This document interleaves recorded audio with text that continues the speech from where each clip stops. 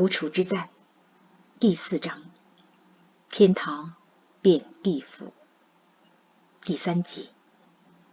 日军第10军牛岛真雄第18师团在杭州重演南京暴行，保会避开日军宪兵队。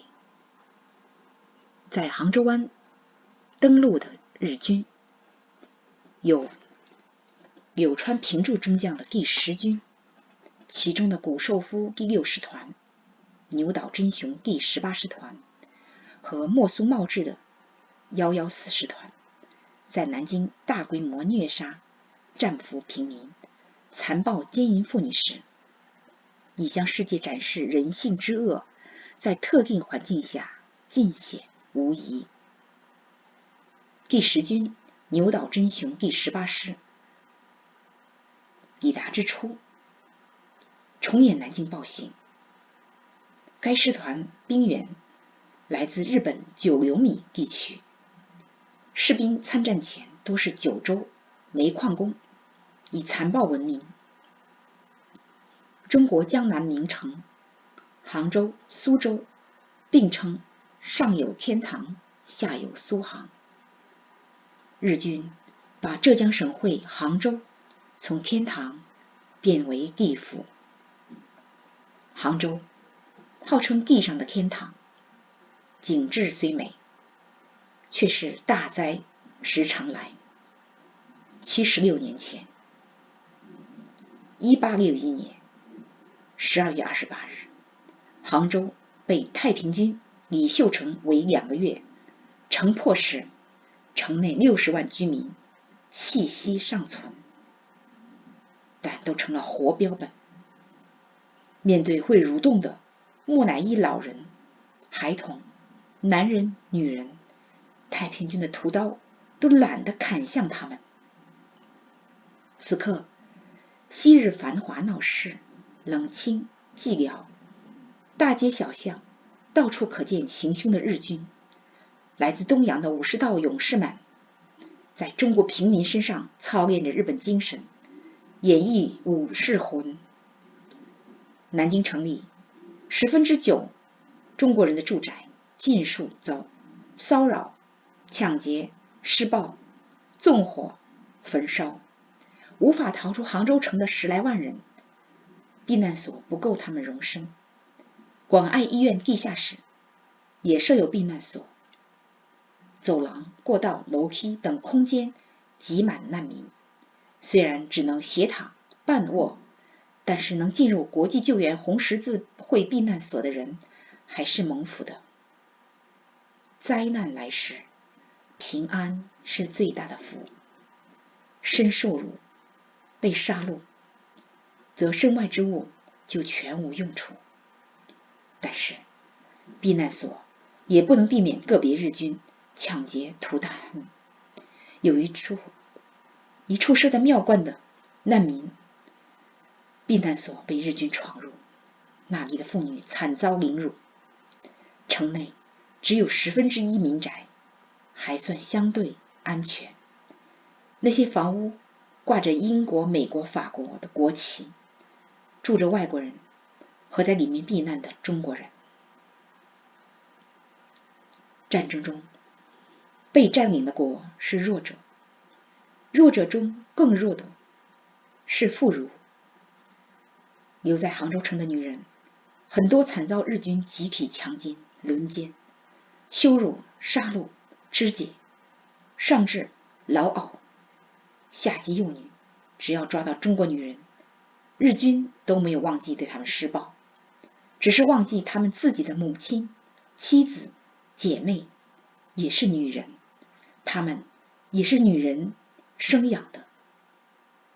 被日军抓到的中国男人或被杀，或被强逼做劳力苦力，为日军背扛他们抢来的粮食、衣物、文物、书画等物资。日军占领杭州后，挨家挨户搜女人，强征慰安妇，很多年轻女子落入虎口狼窝，日夜遭蹂躏。日本军方让慰安妇鼓励士气，管理日兵的性欲，减少官兵随意轮奸强奸妇女带来的性病泛滥，并治安混乱。日军领袖想出用女人的身体安慰苦战的官兵，全然不顾他们所争的中国女人、朝鲜女人、日本女人与日本官兵的母亲、妻子、女儿一样有人的尊严。慰安妇是别人的母亲、妻子、女儿。人想用一种恶代替另一种恶，作恶的结果绝对不会是善果。杭州沦陷以来，保惠每天都在广爱医院看见被日军强暴致伤，有好心人送到医院救治的可怜女人，还有在逃避日军搜捕时跳窗户、跳楼、摔伤摔残的女人。她们昨天还是中国江南领袖之地端庄贤淑的良家妇女，日军使她们面目全非，失去尊严、贞洁、健康。保惠看到受害的同胞姐妹就像自己受辱一样，有说不出的哀痛。这痛与失去未婚夫徐永道的痛虽不一样，却是悲愤之痛、羞辱之痛、生不如死之痛。他从心里恨恶日本人，眼前的一切使他明白了人之恶真可怕。他原不太理解人类始祖亚当夏娃在伊甸园违背神的旨意，吃神明明告知不可吃的分别善恶树的果子之后，罪便开始在人间蔓延泛滥。现在知道了，人没了对神的敬畏，就不受约束，必为所欲为，以一种恶对抗另一种恶，以复仇代替饶恕。他真希望日本人都听过耶稣基督救赎的福音，因敬畏神而尊重神给人的尊严与自由。但此时他无法停止憎恨全无人性的施暴日军，也无法不咒诅这些禽兽不如的恶人。几个月来，他的医院天天面对肢体不全、双目失明、没有自理能力，在痛苦中呻吟的伤病，日夜在压力和悲伤中工作，体力精神皆透支，心理身体双重压力使他和很多同事近乎崩溃。严保惠每天都在疲乏、压力、哀痛中工作10几个小时。一天实在撑不住了，他回到宿舍，再也无法压抑心中的悲愤，跪在床前大声祷告，质问神：我的主，我的神啊，你看到这里发生的罪恶吗？你不是良善又公义的神吗？你不是大有能力施行拯救的全能者吗？你不是痛恨罪恶吗？你为什么不阻止邪恶暴行？他声嘶力竭说完，忽然发不出声，不能说话，无力跪着倒在地上，昏睡过去。梦境中有微弱声音对他说：孩子，日光之下并无新事，这些恶事经上都告诉你了。你读过旧约，既知人间发生过很多悲剧，就不该为眼前事惊吓忧虑，只要随时祷告，感谢神使你平安，只管做好你的事，其他的事我会管的。过一会儿，他被冻醒，感觉疲乏无力，就倒在床上，拉过徐永道亲手缝制的那条他绣着25朵百合花的被子，盖满全身，只露出头，躺一会儿还是冷得瑟瑟发抖，无法入睡。忽然，刚才梦里的声音，只管做好你的事，其他的事我会管的，使他猛然想起明天一早要去设在红道女中的避难所。他负责为国际救援会理事、美国宣教士保罗·路斯牧师做同声传译，协调几个避难所的药品供应。可他发现说不出话，失声了。他心里急，默祷：主啊，你让我只管做好自己的事，可是我失声了，说不出话。